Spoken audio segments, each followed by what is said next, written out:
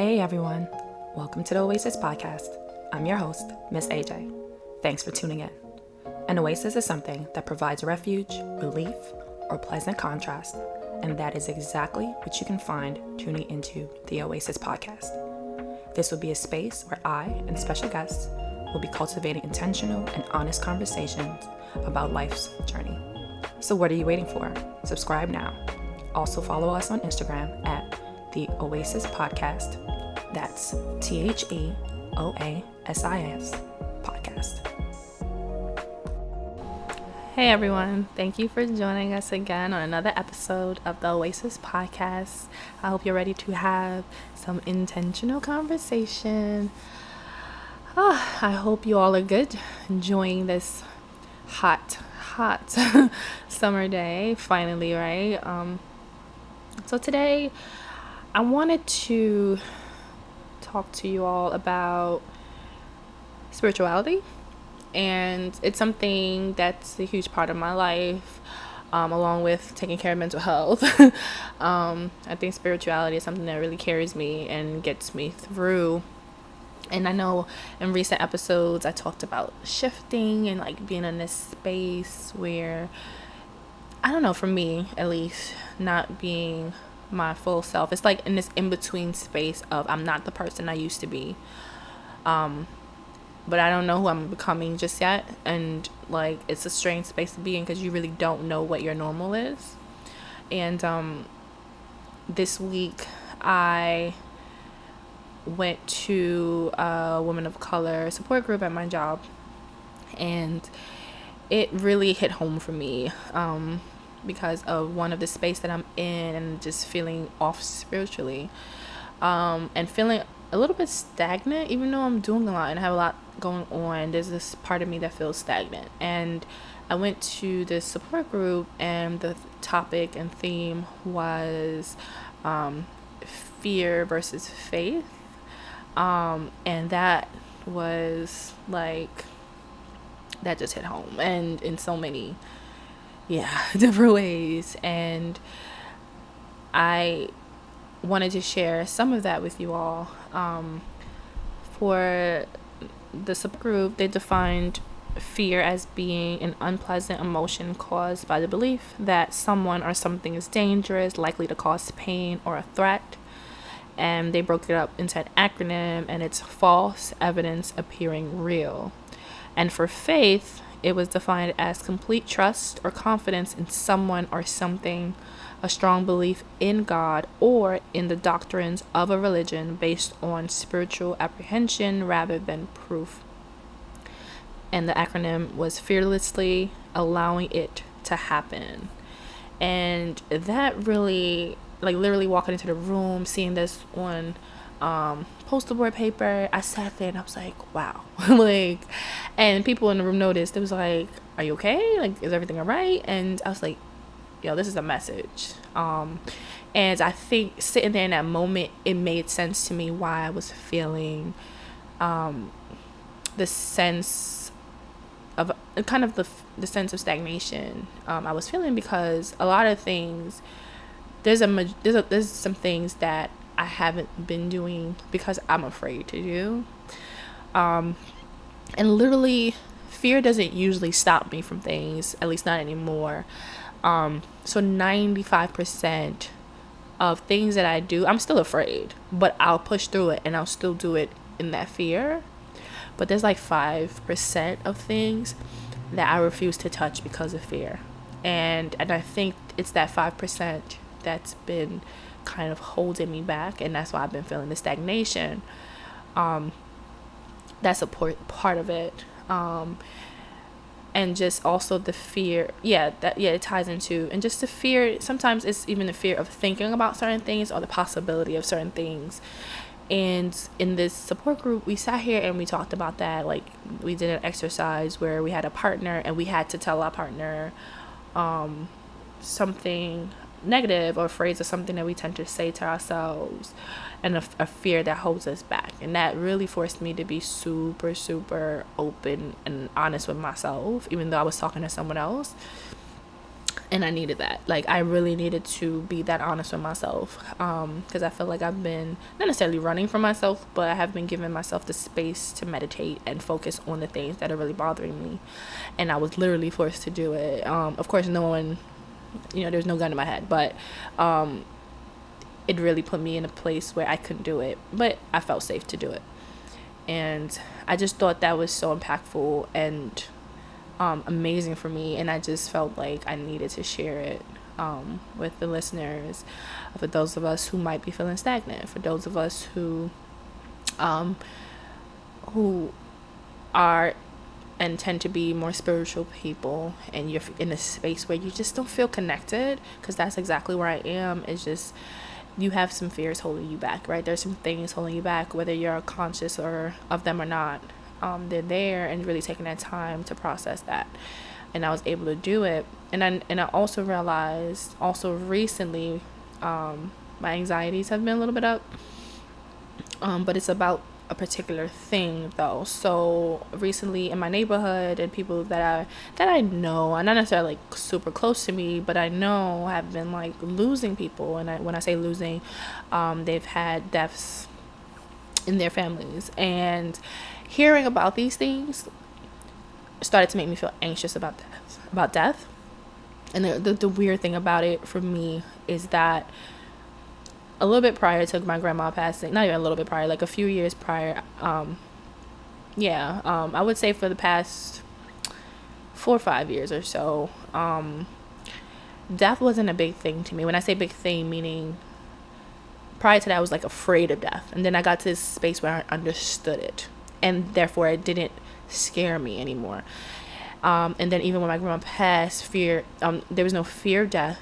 It was just an understanding, like, she's transcended, she's in a better place. Like, it was literally that thought and feeling. So now being in this space and like hearing about people dying, and again, there were like young people my age, and then people like, of course, like elderly people, it just caused so much anxiety for me. And I realized, because my spirit is just not in the place where it needs to be. And really, I needed to really sit down and meditate with that. And that's causing me that fear of death now, of like, oh man, like, death can happen any time now, of course, which we all know that, but it's like, oh man, there's so many things you haven't done, what if you never get to do this thing or that thing? And I'm like, but why haven't you done that thing, right? And then it kind of goes into, because you're afraid, you're afraid to do that thing. And it really made me realize, one, where that anxiety was coming from, but two, that it was fear holding me back. And not everyone is able to do this, right? To really be in sync with themselves, and I call it spirit. For me, I'm very in tune with my spirit. When something is off, something's gonna happen, something needs to happen, whatever, like, I usually can feel it. And yeah, not everyone is there. And when you're someone who is pretty spiritual, you feel when you're off, and you'll try things that you've done before to help, and sometimes they help and sometimes they don't. But when you're off, things just don't seem right. And nothing in life, for me at least, is wrong, but I just feel off.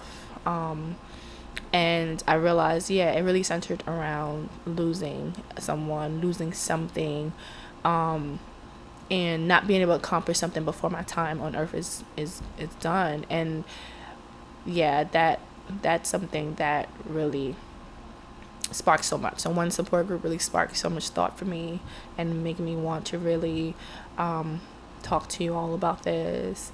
And I was able to interview Miss Keanna Hinds of the Toni Rose Foundation, and she does a multitude of other things, and also hosts her own podcast, Life After Death, Notorious, GRIEF.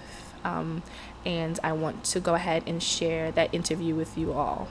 Me today, I have special guest Keanna.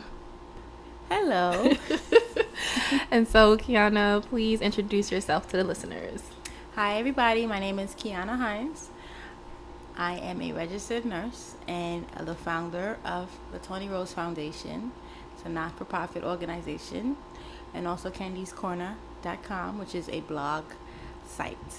So, today we're talking about spirituality, but you kind of come at it in a, I guess, a more targeted way, I guess you can say. So if you can please, tell the listeners tell them about yourself and how you got interested in the work that you're doing in regards to the foundation. Okay, so last year my mom was tragically taken from me last June, so this actually makes exactly a year this month. Decided to start the foundation in her honor, just for a way to try to keep her memory alive. Toni Rose Foundation is encompassed around everything related to family. We promote family unity, and we are targeted to organizations and different establishments that are looking for workshops or programs that can help bridge that gap in communication and relationships between family members, whether it be like mother to child, sibling to sibling, etc., etc. So we're about everything family. I sort of wanted it to be a big umbrella, so that I could do different things under it without it being as specific. So like I said, we're doing everything regarding family. Right now we are working on a new event coming up, Field Day, next month, in August, which I'm actually pretty excited about. We are trying to bring back some old games that we used to play when we were growing up, double dutch, hopscotch, show these kids things. Yes. And I want to, sort of introduce that to our generation of kids, because if you haven't noticed, nowadays all these kids know is YouTube. They're not really outside like how we used to be outside. Just want to show them how much fun it actually was to get hot and sweaty. So I'm excited about that. Waiting for the park to go ahead and approve the date. Once that's good, I will start promoting. So under the foundation, like I said, I made it a wide array, I guess, of choices. So I started out a podcast as well.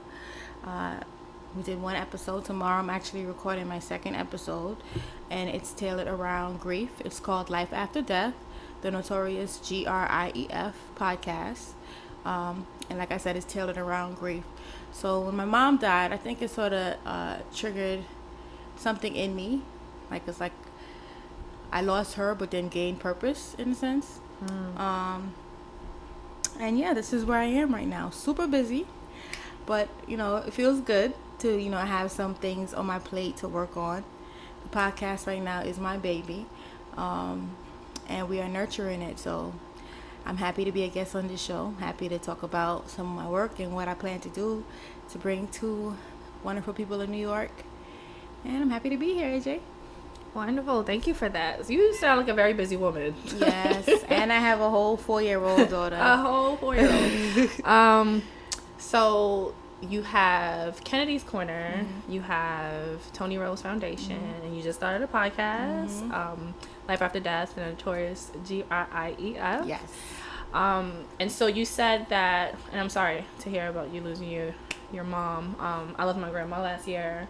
And I know it's not the same type of grief. People think that losing someone is the same, and it's not the same, right? Really depends on the individual and the relationship you have with them. But you said it triggered something in you and gave you purpose. Yes. And so can you kind of talk about what that meant? Yeah. So I think I just wanted to show, because when it's a stigma around grief. When someone dies, people tell you go cry or you let it out, or all these ideas or opinions other people have. But when you're actually that person sitting in it, it's like a different perspective.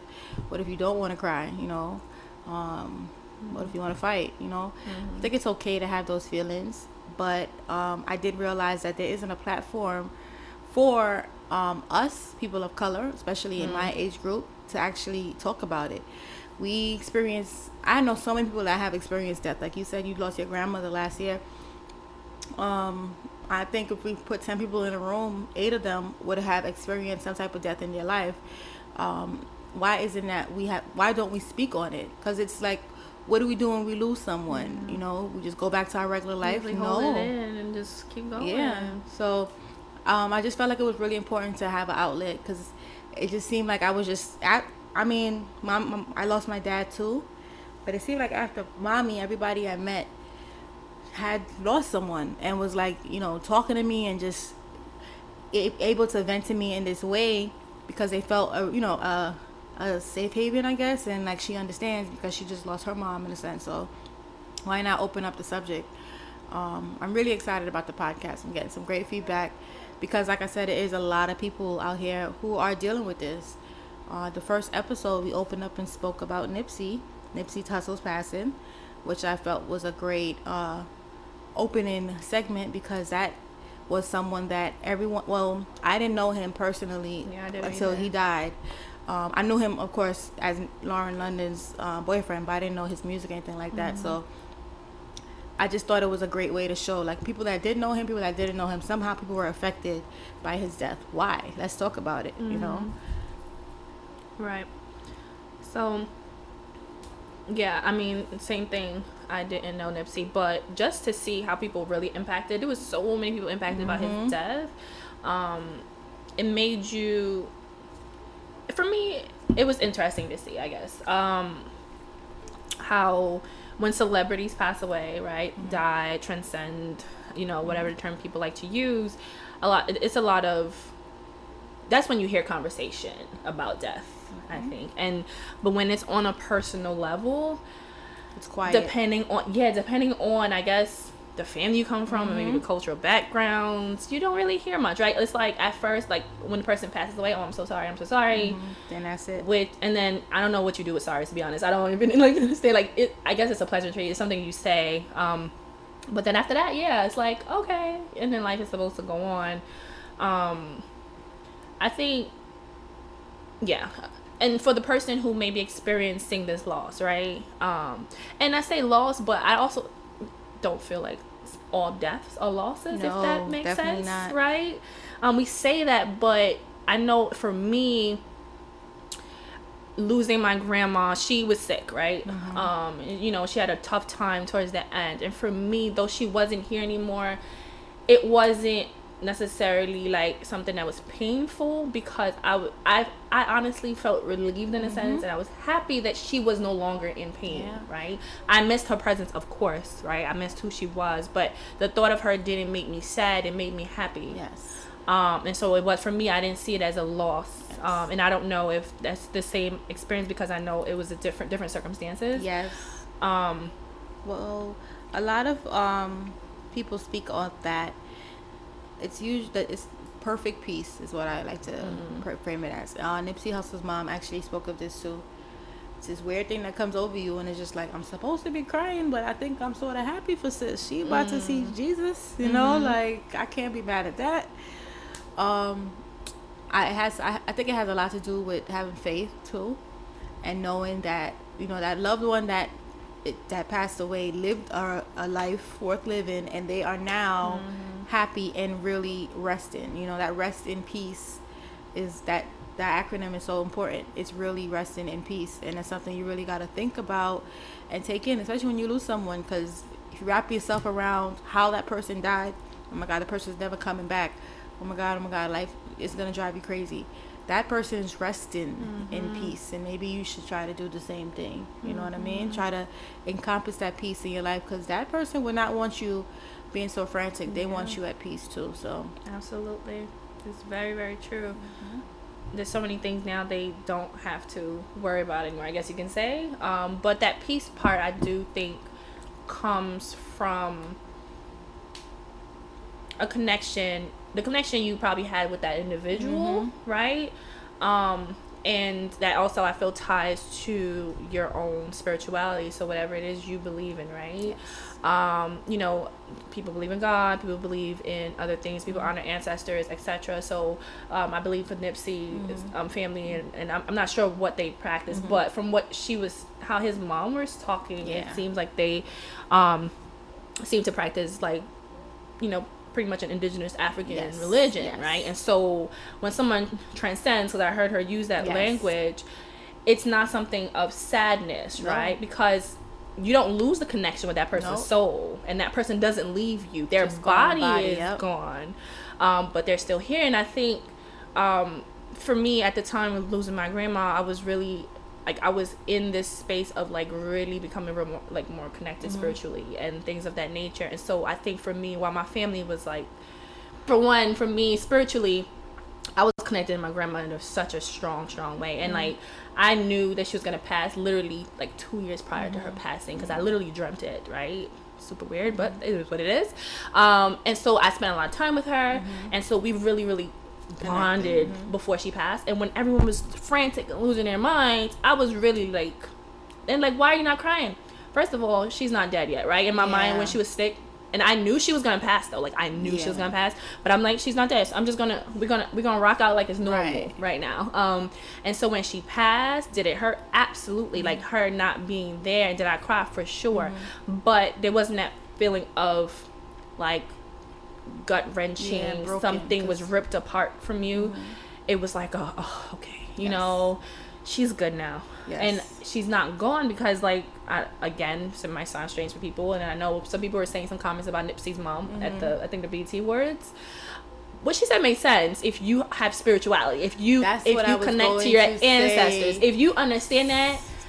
What she said made sense. Yes, but it's crazy because I think I was looking and reading some comments about it, and you get some comments like, what is she talking about? What is she needs help? You know, she needs to see a psychiatrist. Like, what is she? Then you get the comments like, yes, queen, yes. Like, and it's just two different extremes, but that's really all it comes down to. If you have tapped into your spirituality, you understand where you are on your journey. What happened in the past is going to only bring you forward, you know, in your future. Then that's the only way you really understand what she's saying. It's crazy though how I really had this conversation the other day, because they couldn't understand. I'm like, how you can't understand what she's saying? She's talking English. She's as clear as day, but it sounds like gibberish. So if you got that eye closed, it's gibberish. So absolutely, very, very true. And this just ties in what you said about that peace you feel, right? I don't know what's the phrase you use, because it sounded perfect great. Peace. Perfect peace. And it's true. And it's like you get this sense of peace and calm. And even after, again, because I believe in honoring ancestors, I still think our ancestors are with us, they're guiding us. And so, and I know the speaker you had on your first episode, she talked about people having honoring ancestors, and they have have altars for them, and so they honor them in different ways. And you can talk to your ancestors, right? Like, you can you feel them, you can, there's so many different things you can do. And so for me, like, I never felt that she was gone per se. Like, she's still here. Like, I still talk to her, and I'll still like joke, or I'll just and it's not like a sad feeling. There's sometimes, of course, when you're like, oh man, I wish I could see her, right? I wish I could touch her, like physically touch her. That's just a human thing that we can't really take away, though. I don't think we can ever stop actually missing, the actual physical connection of that person, because I know I definitely miss my mom, although I know she's with me 24/7. It's a little spooky.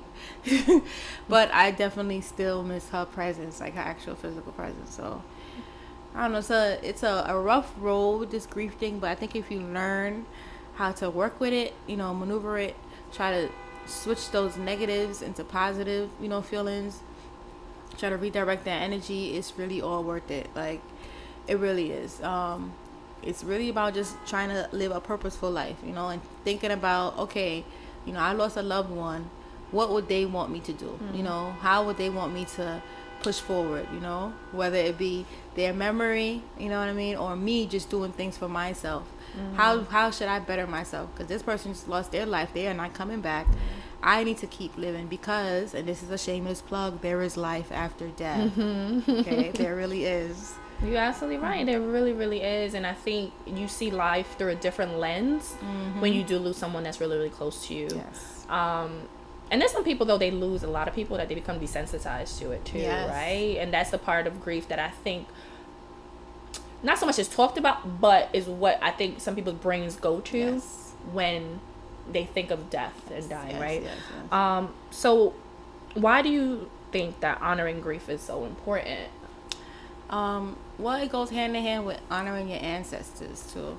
Like I said, I think it's really just it's one of those emotions that is misunderstood, and it's always associated with crying and, you know, sad and all those other things. But there's a whole nother, you know, world to grief. Like, it's like I said, that part that triggers something in you to do something. I know so many people that that lost people and established things, you know, started this, started that, started doing that, you know, now I'm working out, now I'm doing this, now I'm doing that, you know. And it's like I said, like you said, when you lose someone close to you, it's something you can't really ever take back. So I think it's important, because you have to learn how to deflect and change those, you know, negative feelings and turn it into something positive, only to benefit you, because you are still here, you know. I don't think it's something that goes away ever. I think when you lose someone, you're gonna miss them for the rest of your life, unfortunately and fortunately. So it's really about learning how to focus and redirect that energy. One thing I do appreciate, though, if you haven't noticed, well, just piggybacking off of Nipsey's death and how it affected people, you notice all these marathons that are being run now? It's like everyone is just, you know, getting up and doing something now. All of a sudden, they just this, that, and the other, you know. It's amazing. It's finally like the black community is like rebirth and awakening up, and actually, like, we do have to do our own things. We do have to do that. That's why, you know, grief has to be honored, because someone left who lived a purposeful life and has trickled down and spread all of this love and wisdom onto everyone else. Now everybody is aware, you know. So Absolutely. it's Absolutely. Yeah, and that's like what you said. That's someone who had a purposeful life, and their death is also serving a purpose, right? It's igniting something in other people, and I think that's really what life should be, right? When you leave, you can trickle that out to people. So my next question for you is, what do you feel are some common myths about grief? Common myths about grief. Automatically, you're always crying all the time, or she went crazy, she's going crazy. People looking at you, you know, wanting you to fall, which is sort of sucky. That's that's one of the worst stigmas about it, because people are looking for you to be, you know, you be falling apart. You know, like, and it's like, you're not. Then you don't get that support of, go, you get up, girl, look at you not falling apart. No, you don't get anything. Nobody says anything to you about your accomplishments, because they want you to be, you know, on the floor in the corner somewhere. Then it's like, oh, I knew she couldn't handle it. So that's a big common myth. Yes, myth. Yeah. So I didn't even think about it in that way. Yeah, that's what happened to me. Yeah. It's true. So, but you sort of have to be your own cheerleader. I think I learned that too.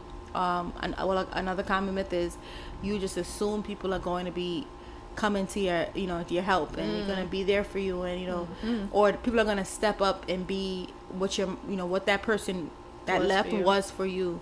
No, they don't have to. I'm actually learning that right now, because I had a lot of anger for, like, after losing my mom. Why isn't, like, her best friend not picking my daughter up, making me breakfast? Like, why? Because she's grieving her too. Like, she lost her best friend. She cannot step up and be mommy now, you know.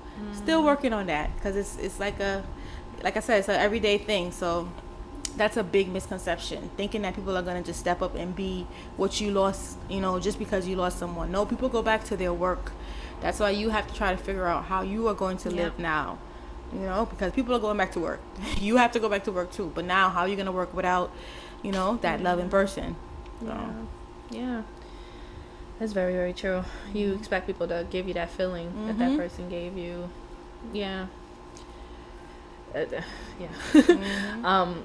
So what do you wish you had known when you, I guess for you, probably this is probably like a multi-part question, would have known, I guess, when you initially probably lost your mom, but then in starting, you know, the foundation for her, and then I guess now this podcast, because one thing kind of is a domino effect for the other things.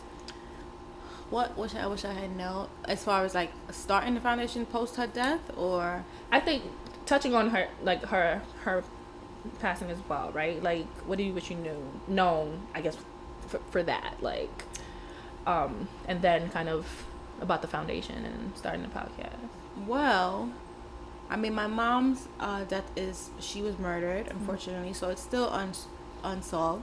So I really would have wished I found out what happened to my mom. That's number one, because that's like a lingering thing for me.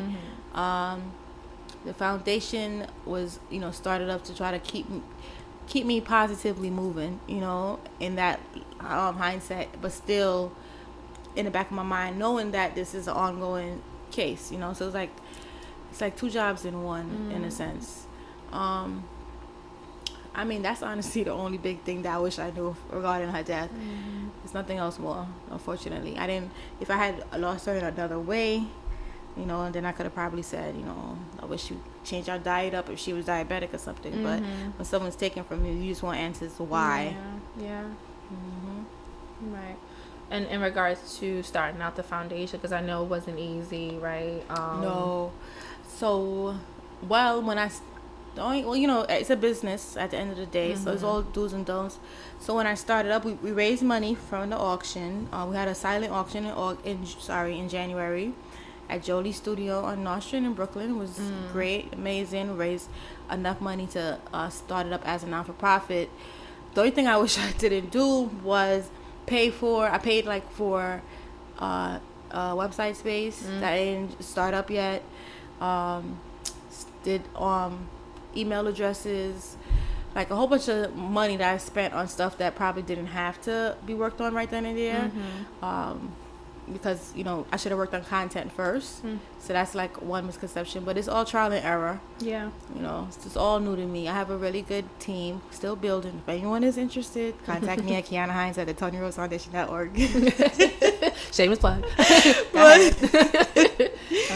But it's a work in progress, but we have some great ideas, and that faith got us, and so we're pushing through. We'll see how it goes. And how about the podcast now? So the podcast, what I wish I had known.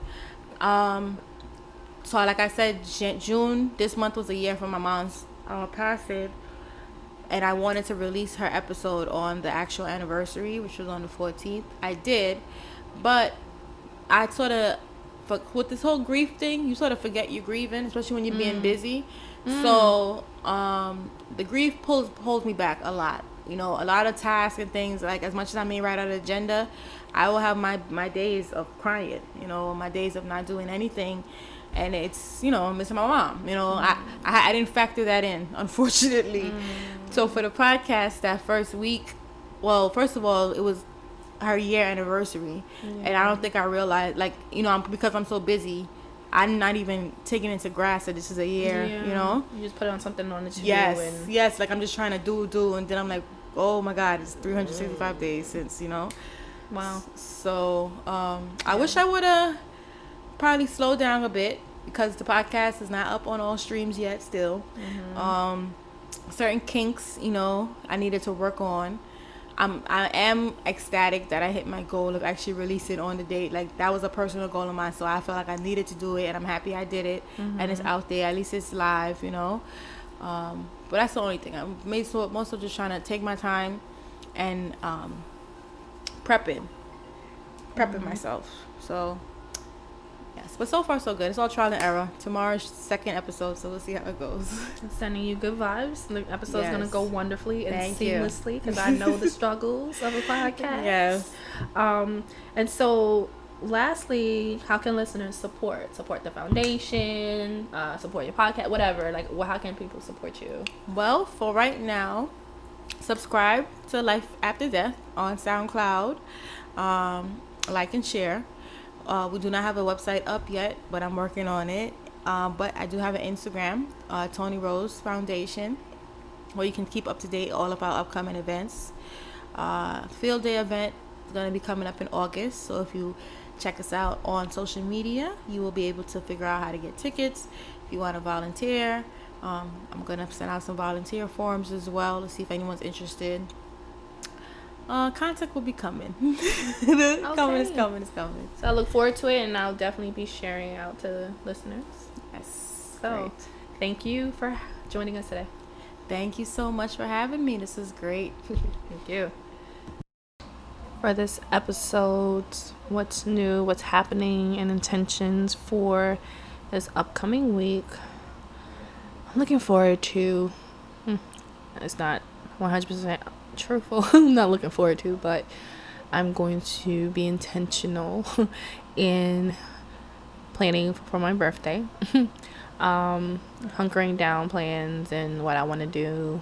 I don't know why, but this year I'm not super excited about it. I haven't planned a trip or anything, which I usually do. So hopefully I get some, I don't know, some mojo or something in me that makes me put a spark a little bit in me to plan for my birthday. So that is my intention for the upcoming week. And for today's connection corner, I want to leave you all with a quote again from Soul Guidance. I really love them on Instagram. Like, they give me life. And this one reads, "You're going to be telling a different story really soon. One of healing, success, health, abundance, prosperity, love, happiness, peace, and great joy. You're going to be stronger, wiser, and full of life, sharing all your blessings and passing along the light you're receiving." Thank you for listening. Thank you for tuning into this week's episode of the Oasis Podcast. I hope you were able to find something that resonated with you on your journey. Don't forget to subscribe, share this episode, and like us on Instagram at the Oasis Podcast. If you have any questions or comments, direct message us on Instagram or email us at ajsoasis@gmail.com. Again, that's AAYJAYSOASIS@gmail.com.